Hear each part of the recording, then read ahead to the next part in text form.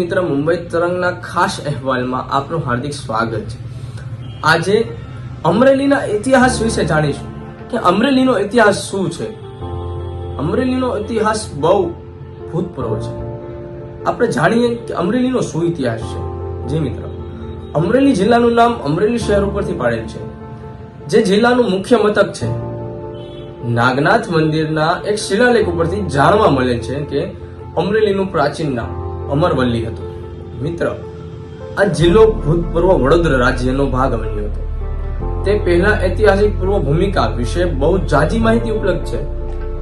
આશરે 1730માં દામાજીરાવ ગાયકવાડ કાઠિયાવાડમાં ઉતરી આવ્યા। તે સમયે અમરેલી પર 3 પક્ષો ઝાલિયા જાતિના કાઠીઓ દિલ્હીના બાદશાહ પાસે મળેલ જમીન, સનદ ધરાવતા કેટલાક સૈયદો અને અમદાવાદના સુબાના તાબેદાર જૂનાગઢના ફોજદારનો કબજો હતો। જી મિત્ર, દામાજીરાવે તમામ પર ખંડણી નાખી। આમ મરાઠા સરદાર દામાજીરાવ ગાયકવાડ ઈસવીસન 1742-43માં આરેલી અને લાઠી ખાતે લશ્કરી થાણા સ્થાપ્યા।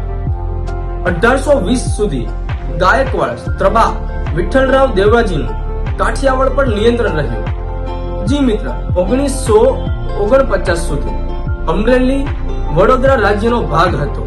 હા મિત્ર, 1956 નવેમ્બરમાં રાજ્યનો પૂર્ણ રચના થઈ। વિદર્ભ, મરાઠાવાડા, સૌરાષ્ટ્ર અને કચ્છના પ્રદેશો સાથે બહુ દ્વિભાષી। 1959માં કેટલાય પ્રાદેશિક ફેરફાર કરીને જિલ્લા પુનઃરચના કરાઈ હતી। છેલ્લે 1 મે 1960 ના રોજ મુંબઈ રાજ્યનું વિભાજન થયું। ગુજરાત તથા મહારાષ્ટ્ર અલગ રાજ્ય રચવામાં આવ્યા। તે તારીખ અમરેલી જિલ્લો ગુજરાત રાજ્યનો એક ભાગ બન્યો।